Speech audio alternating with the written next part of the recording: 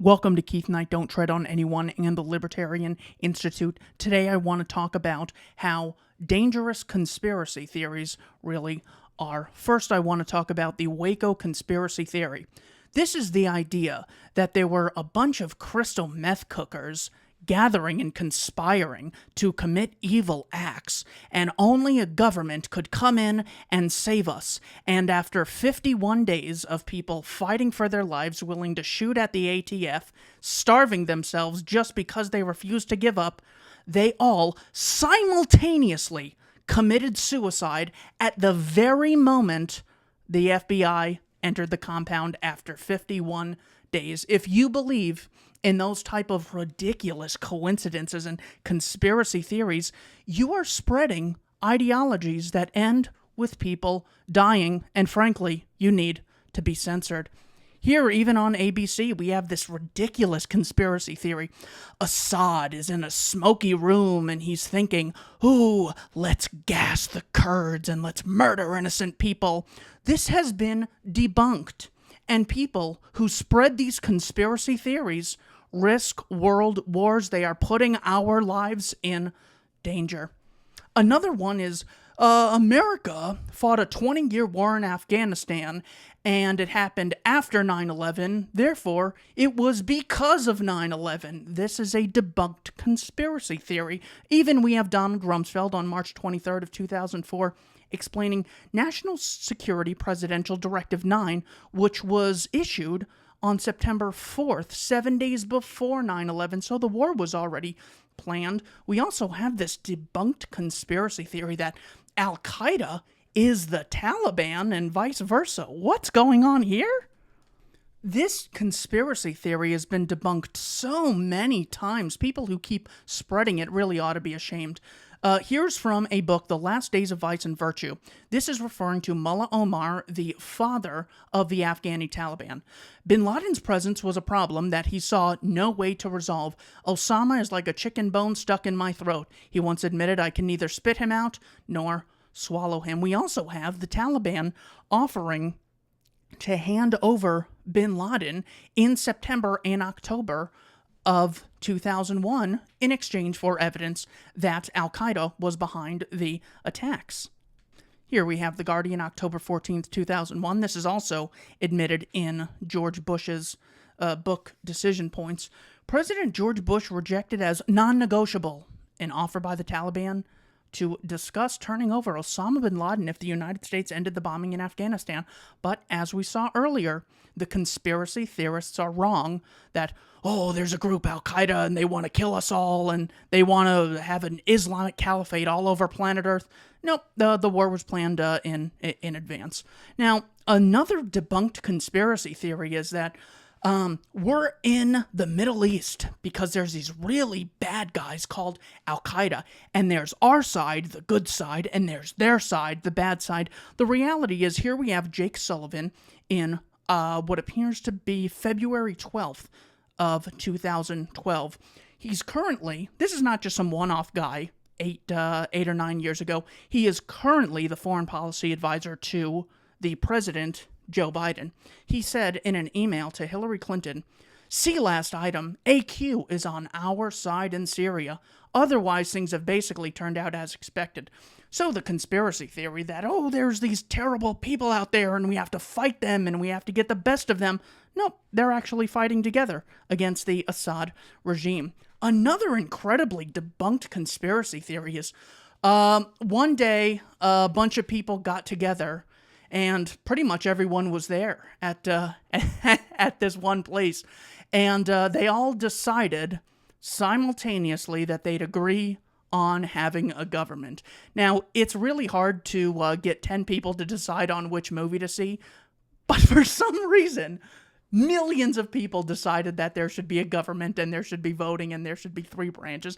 This is called the social contract conspiracy theory. There's no evidence for it. It's the idea that, well, one day we all got together and we formed a government. No, of course not, as Lysander Spooner debunked this conspiracy theory like 200 years ago. Government is in reality established by the few, and these few assume the consent of all the rest without any such consent being actually given. Another debunked conspiracy theory. If we don't have the government violently imposing a minimum wage floor, everyone will be getting the minimum wage. There's no reason why the business owner who has all the power would pay any more than they absolutely have to. Therefore, without a minimum wage, everyone would be getting, I guess, 1 penny an hour, or maybe $0 an hour. This has been debunked a number of times. Together, these 1.6 million workers with wages at or below the federal minimum made up 1.9% of all hourly paid workers, so just under 100% at 1.9%. Ooh, here's another one. If we don't have net neutrality, we need it. Absolutely. If we don't have it, everything on the internet there's going to be a charge for. Same reason that the state needs to monopolize transportation, because every time you take a step in one direction, they're going to charge you $1 billion or $2 billion. Well, since there's no regulation, it'll just be $1 trillion. There's no such thing as a market price mechanism. Supply and demand doesn't exist. Without the state, there's just business owners enslaving us. And without net neutrality, the internet's basically done, and we'll be dead. And of course, net neutrality was repealed, and they haven't mentioned it since, which is terrible. It's this evil thing we're now living through, and they just don't care. Oh, Brexit! If Britain leaves the European Union, it will be so evil and so devastating, of course. They left, nothing happened. Same old, same old. Ooh, the myth of natural monopoly. This is a great one. If we don't have a group of people called government monopolizing taxation and the money supply, well, then there might be other monopolies, and those monopolies would be bad ones. The government monopoly that I support is a really, really good one, though. It's necessary. The reality is not even close to that. The very term public utility is an absurd one. Every good is useful to the public, and almost every good may be considered necessary. Any designation of a few industries as public utilities is completely arbitrary and unjustified. So if you're so terrified that someone might get a monopoly in microphones or television or production of some oil or something else, well, giving the government a monopoly on police is the worst thing you can do. So the conspiracy theory that, oh, there's a bunch of monopolists ready to get me, doesn't exist. Oh, how about this one?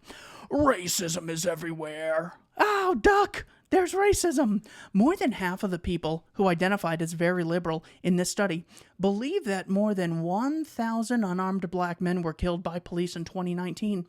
The actual number is 13. So the racism conspiracy theory has been debunked. Follow the science. Don't believe in conspiracy theories like racism and monopolies and the Waco FBI conspiracy theory. Trust the science. Here's one.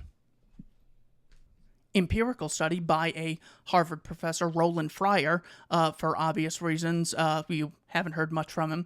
An empirical analysis of racial differences in police use of force. He actually showed that police were more likely to shoot a white suspect than a black one. So even though they tend to be shot more than their demographic, it's because they commit more crime. Men are like 95% of victims shot by the police, but they're only 50%. Not because sexism in the police realm, but because they commit most of the crime. So you never hear about white men like Idaho man in his own backyard fatally shot by police officer who mistook him for an armed suspect. No riots, no media coverage, you don't even know his name. In 2019, the police killed 41 unarmed people, 9 were black, and 19 were white. So it's not that, well, the media just hears about things and then they tell them about us. They tell us about them. What happens is they create a narrative, push the narrative, and look for examples in a country of 330 million people where you could find an example of, I don't know, anything. And you know, what does it get us, of course? So this is what these conspiracy theories lead to. people rioting and looting. So 1,000 times worse than questioning the election and leading to January 6th. This is where all the BLM and Antifa rioting and looting and burning down stores stops people from being able to consume items at stores they shop at. It hurts the employees who work there. It decreases the likelihood that investment will take place in that neighborhood in the future. This is how dangerous these conspiracy theories are. Oh, now this conspiracy theory is really incredible. So they said that there was bombing at the Oklahoma City building, and the problem is this guy was an anti-government activist. So there's people who believe in big government, medium, and then like little to no government, and he was all the way on that side. The reality is the guy, Tim McVeigh, was actually trained by the government to kill people. He was actually part of the U.S. military. I mean, imagine if a Klansman blew up a building and then they blamed it on Black Lives Matter. That is literally how dumb that is. Government trains a guy to build bombs, which end up killing people. He uses a bomb to kill people, and they blame small government people. It's just incredible. Let's talk about Russian interference in the 2020 election, not the 2016 one. Here is CNN on October 21st of 2020. Feds say Russia and Iran have interfered with the presidential election. So obviously we need another Robert Mueller right now investigating Russian interference, because according to CNN, they've interfered, and now this election's legitimacy is up for question. Well, maybe they just wanted to have it as a card to play if they didn't like the outcome. Politico. Hunter Biden's story is Russian disinfo, dozens of former intel officials say. So not one or two, dozens. More than 50 former intelligence officials signed a letter casting doubt on the provenance of a New York Post story on the former vice president's son. So dozens of intel officials, how could they all be wrong? Therefore, Russia interfered. Therefore, this election, well, might not be legitimate. Here's one that is just so incredible. One time, the president got up in front of a group of people in America in 2020, the sitting president, and he said, Nazis are fine people. Of course, this is debunked 1,000 times. Never happened, but a lot of people still believe it. What he actually said is, excuse me, they didn't put themselves down as neo-Nazis, and you had some very bad people in that group, but you also had some people that were very fine people on both sides. You had people in that group, excuse me, I saw the same pictures as you did. You had people in that group who were there to protest the taking down of, to them, a very, very important statue, and the renaming of a park from Robert E. Lee to another name. I'm not talking about the neo-Nazis and white supremacists, because they should be condemned totally. But you had many people in that group other than neo-Nazis and white nationalists, okay? And the press has treated them absolutely unfairly. Now in that other group, also you had some fine people, but you also had some troublemakers, and you see them come with black outfits and with the helmets and with the baseball bats. You had a lot of bad people in the other group too. So again, I mean, this is there's a transcript of this. This is on video, yet the conspiracy theorists keep spreading the lie. Now, back to 2016 Russian interference. This is something that was said by Hillary Clinton in the presidential debate that 17 intelligence agencies were all on the same page. Russia interfered with WikiLeaks on behalf of Trump, implying that Pizzagate was the result of Vladimir Putin's plan to hijack and control America. Ridiculous conspiracy theory. There's actually a correction from the New York Times on June 29th, 2017. A White House memo article on Monday about President Trump's deflections and denials about Russia referred incorrectly to the source of an intelligence assessment that said Russia orchestrated hacking attacks during last year's presidential election. The assessment was made by 4 intelligence agencies: Office of the Director of National Intelligence, the Central Intelligence Agency, the Federal Bureau of Investigation, and the National Security Agency. The assessment was not approved by all 17 organizations in the American intelligence community. Now, how come when all of these intelligence communities heard that all 17 said that Russia interfered, why didn't they get on the media and say, no, we never said that. Let's clear this up. We're intelligence. We're here to inform the American people and keep them safe. They have no problem with lies circulating. So, of course, it's just a source from the 4 worst sources on planet Earth. The DNI, CIA, FBI, and NSA, who lied about spying on everyone. Snowden releases the whole thing along with William Benny, and no one's really that interested. Another debunked conspiracy theory. Donald Trump colluded with Ukraine, and they're gonna take over the world, and they're gonna just spend their whole time saying how good Nazis are, and oh, this is so terrible. Of course, Trump was actually impeached for this alleged quid pro quo. Ooh, Trump has all these secret meetings and these secret dealings. The actual guy who had a quid pro quo with Ukraine was Joe Biden, as he told the Council on Foreign Relations, January 23rd, 2018. I said, you're not getting the $1 billion. I'm leaving here in 6 hours. If the prosecutor's not fired, you're not getting the money. Explicitly saying this for that, quid pro quo. But, of course, the conspiracy theorists have the most ridiculous standards for their opposition and no standards for themselves. Another one, sexism. Oh, sexism's everywhere. Can't cross the street without facing sexism. We know this because men are only 50% of the population, yet in some places they are overrepresented. Therefore, this disparity is the result of discrimination. The reality is men are 80% of suicides. That doesn't mean there's sexism. There are 93% of incarcerated prisoners, 95% of police shootings, 93% of workplace fatalities, 61% of homelessness, and 76% of homicide victims. Just because disparities exist doesn't mean it's the result of sexism. Not to mention, for thousands of years, men have been enslaved to fight wars based on lies. I mean, if forced cotton picking is bad, forced military service has to be even worse.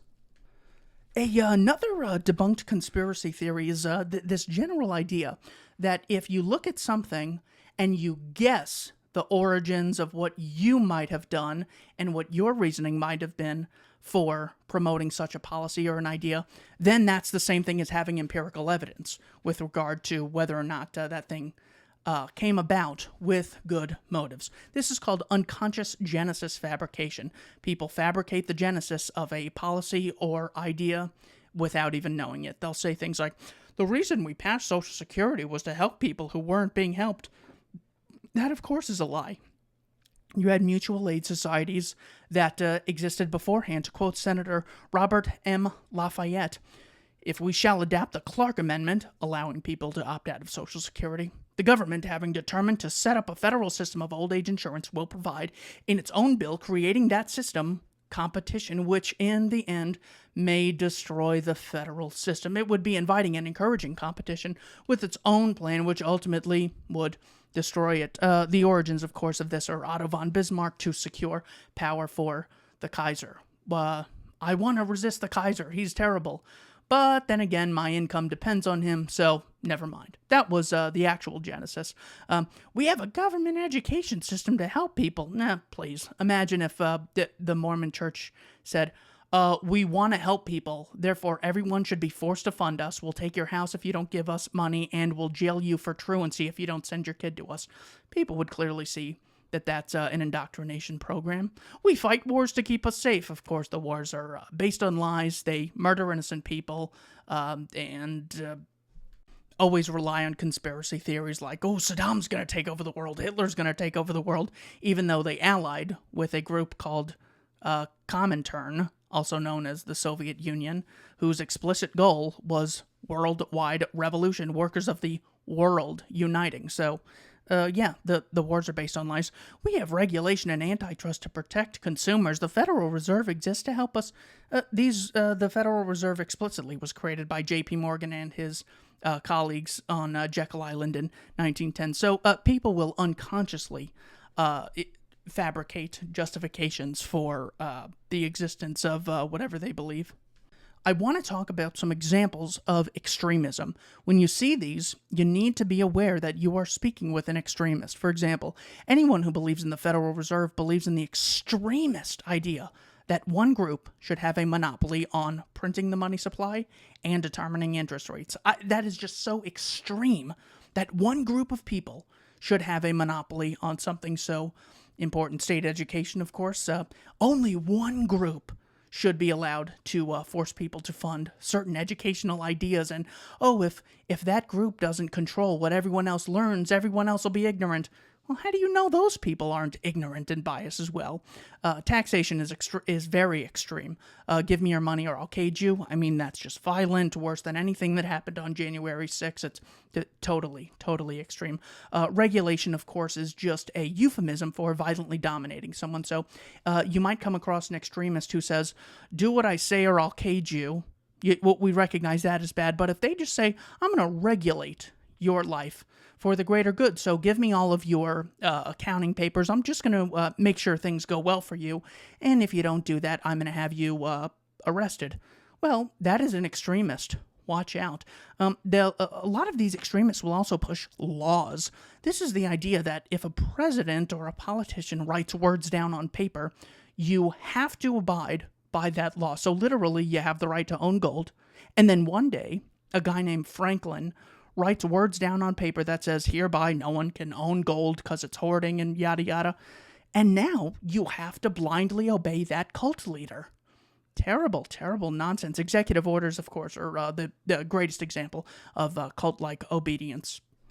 A lot of abusers will say, well, if you don't like your husband beating you, well, then just leave. And if you don't like that there's racists in your town, move out of there.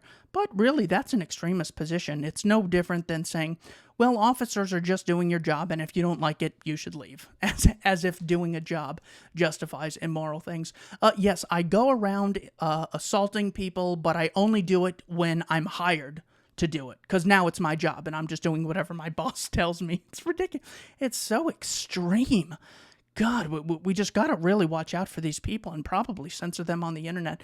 One of the most extreme things is invading countries based on lies and killing civilians and not allowing people to opt out of funding it via taxation. It's just so extreme. I got to warn people about this. Talk to your friends, talk to your family about these examples of extremism and tell them to watch out if you care about them. Another extremist aspect is sometimes there's like something really evil. Let's take the Hugh Thompson case of him witnessing the My Lai massacre. Some people are so extreme, they will look at the person who exposed the crime and think that they should be put in jail. So when Julian Assange released with Bradley Manning the collateral murder videos, very few people were saying, oh, those soldiers should be put in jail and they should be arrested and all these trials should happen. They supported the arresting of the guy who exposed the crime, not the criminals, the guy who exposed the criminals. It's like someone committing a rape, you saying, hey, this guy's a rapist, and then you going to jail for exposing them, or Edward Snowden being in trouble for exposing the criminality of the National Security Agency with William Benny. I mean, just so much extremism. There's another one. We need a huge government. Huge. Trillions and trillions of dollars they need to steal because the poor are getting poorer. This, of course, is not the case at all. If you look at money, well, the value of money changes and prices change and the quality of goods changes. So the best way to measure this is a percentage of households that own certain items or people in lower incomes that have access to, goods and services that we could consider wealthy. For example, washer machine, clothes dryer, dishwasher, refrigerator, stove, microwave, color TV, video, cassette, DVD, personal computer, telephone, cell phone, air conditioner. Of course, there are many shortcomings in this sort of data, but we can see that this research collected by Stephen Moore in his book, Who's the Fairest of Them All? The Truth About Opportunity, Taxes, and Wealth in America, all households in 1970, there was fewer than the poor in 2005 who had access to all these goods. So the conspiracy theory that, we need tons of government power and regulation and tariffs and all this violence, well, of course, it's just a lie that extremists will use to justify increasing the power of the state. Another one is, oh, the Vietnamese, they were just shooting at us for no reason. We were just sitting there and we were, killed by the Viet Cong in the Gulf of Tonkin. Of course, never happened, just a debunked conspiracy theory. Here's one. The summary of the evidence and other information establishing reasonable grounds to believe that Muammar Mohammed Abu Minyar Gaddafi, Salif al-Islam Gaddafi, and Abdullah al-Sensi committed crimes within the jurisdiction of the court, pursuant to Article Section 58(2)(d) of the Rome Statute. That is a summary of the evidence that was said by Wolf Blitzer on CNN, alleging that Muammar Gaddafi gave all of his troops Viagra and then said, "Go rape." This debunked conspiracy theory. Of course, there's no evidence for it. That's why all the evidence is redacted in the World Court documents. Another one is that Assad is gassing his own people. MIT professor Ted Pistol debunked this ridiculous conspiracy theory. Also, BlueAnon. This is a loosely organized network of Democratic voters, politicians, and media personalities who spread left-wing conspiracy theories such as the Russia hoax, Jussie Smollett hoax, Ukraine hoax, Covington Kids hoax, and Brett Kavanaugh hoax. BlueAnon adherents fervently believe that right-wing extremists are going to storm Capitol Hill any day now and remove lawmakers from office, hence the need for the deployment of thousands of National Guards stationed at the U.S. Capitol. Unbelievable. Here's another one. They're cutting our public school funding. Oh, no one's going to have an education. Oh, we'll all be so dumb. We'll just be walking into walls and China will rule the world. There's no funding in education. Of course, this is a lie. Here we have the National Center for Education Statistics. This is adjusted for inflation. There has been a 280% real increase since 1960. Of course, the sources are on the screen. And then these extremist conspiracy theorists have so many under their belt. Once you debunk one, they just start throwing other ones at you just to try to rile up the populace through sensationalism. Here is a very famous Congresswoman, Ocasio-Cortez. She says, "The world is going to end in 12 years if we don't address climate change. And your biggest issue is how are we going to pay for it?" Ocasio-Cortez told interviewer Tanashi Coates at the MLK Now event in New York. Of course, this is the apocalyptic opportunism of the world's going to end any day now. Quick, give me a ton of power. That's the only way to solve it. Give me attention. Give me money. Get me reelected. I'm the only one that can stop you from the world ending. Absolute nonsense. Thomas Malthus has been spreading this conspiracy theory for centuries. Starting with Malthus, an essay on the principle of overpopulation, a view of its past and present effects on human happiness. So he pretends that he's like this psychic who knows in the future because human beings are growing in size that it's going to be unsustainable, as if nothing else could happen, as if it's impossible for people to make adjustments. The reality is people like Norman Borlaug, an American agronomist who led innovative worldwide research that contributed to the extensive increase in agricultural production. For example, corn production from 1886 to 2011, more or less flatlining from 1866 to 1930, and then there being a drastic increase from 1930 to 2011. So the idea that things are bad now, I can't think of how anyone will work our way out of it, therefore we're all going to die. Such extremist content. How about the United Nations extremists predicting disaster if global warming is not checked? This is from June 29th, 1989. A senior UN environmental official said entire nations could be wiped off the face of the earth by rising sea levels if global warming trend is not reversed by the year 2000. Look at this. I guess we're in the afterlife. And then there, of course, is the idea of extreme weather. The world's death rate from extreme weather is lower than it's been in any decade since 1900, according to the Reason Foundation. From 1920 to 1929, there were 241 deaths a year per million people, but that figure reduced to 5.4 deaths per million between 2000 and 2010. This includes deaths by everything from hurricanes to floods and extreme temperatures. How about the WMD scare? Watch out, we're going to get nuked any day now by Iran. I meant North Korea. I meant Iraq. Sorry. I meant by ISIS. Actually, I meant by Al-Qaeda or Assad or Putin. I keep forgetting. So this one was not just by some, fringe people. This extremist, President George W. Bush, said that in his presidential address to the nation that there's a conspiracy. We got some people in Iraq who want to build WMDs to nuke us. And what they did was they got it from Niger. I promise. I know this because I have access to intel, and they have a source. Well, the fake source came forward. Joe Wilson wrote What I Didn't Find in Africa, July 6, 2003, debunking this conspiracy theory. So when you show these extremist conspiracy theorists evidence, they don't change their mind. Why is that? Well, there's a great lesson that Michael Shermer gives us in the Believing Brain, inadvertently. They have the same layout, but they just switch up the variables because it's always the same boring thing. Number 1, a very big problem exists. Number 2, the big problem requires big solutions. Number 3, only a powerful government and its cronies can solve such a very big problems. 4, solutions either work or we're short of funding. They were never wrong, see? It's either they were right or they underestimated how right they really were. This, of course, assumes such a problem exists. They're unable to articulate what caused said problem. They assume state actors are benevolently motivated, and they assume state actors have the knowledge to solve them, even if they are kind, virtuous individuals. So, it's a problem, whether it's racism, gun control, ignorance. Oh, we need more education funding. The temperature's a little high. Quick, increase government. Oh, people are ill. Quick, give the government more power.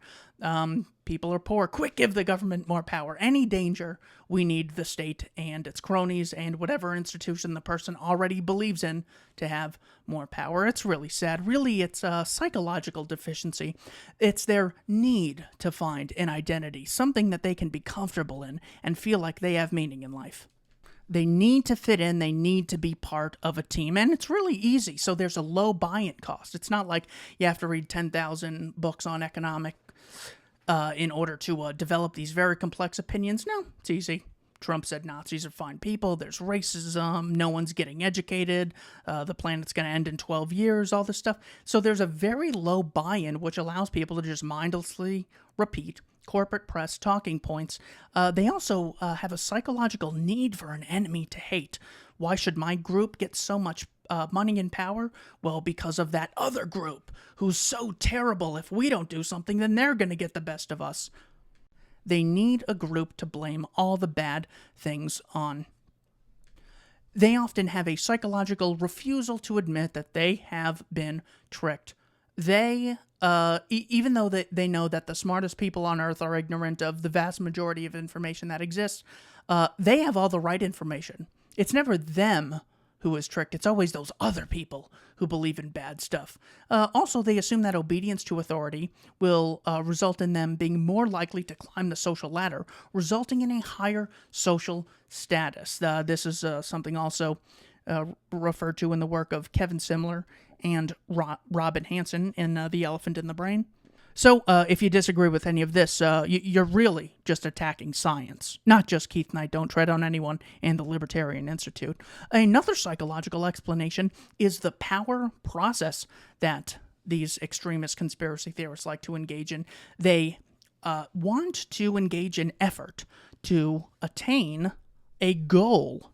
And once they have that goal, it's really important that throughout the process, they engaged in autonomy. Quoting Ted Kaczynski in Industrial Society and its Future, page 33, consider the hypothetical. If a man who can have anything he wants just by wishing for it, such a man has power, but he will develop serious psychological problems. At first, he will have a lot of fun, but by and by, he will become acutely bored and demoralized. Eventually, he may become clinically depressed. History shows that leisured aristocracies tend to become decadent. This is not true of fighting aristocracies that have to struggle to maintain power. Eric July on Twitter says, "The internet talks as if there are Klansmen ready to attack around every corner. I don't know what it is with you fucking weirdos needing a dragon to slay. What these people should do is embrace a concept by Michael Malice. This is the belief in red pilling, which is the belief that what is presented as fact by the corporate press is a carefully constructed narrative intentionally designed to keep some very unpleasant people in power. Finally, his last bit of advice to how to solve this terrible conundrum us rational people face against the extremist conspiracy theorists. He says, the battle is won when the average American regards a corporate journalist exactly as they regard a tobacco executive. Thank you for watching Keith Knight Don't Tread on Anyone and the Libertarian Institute. Steer clear of extremists and conspiracy theorists.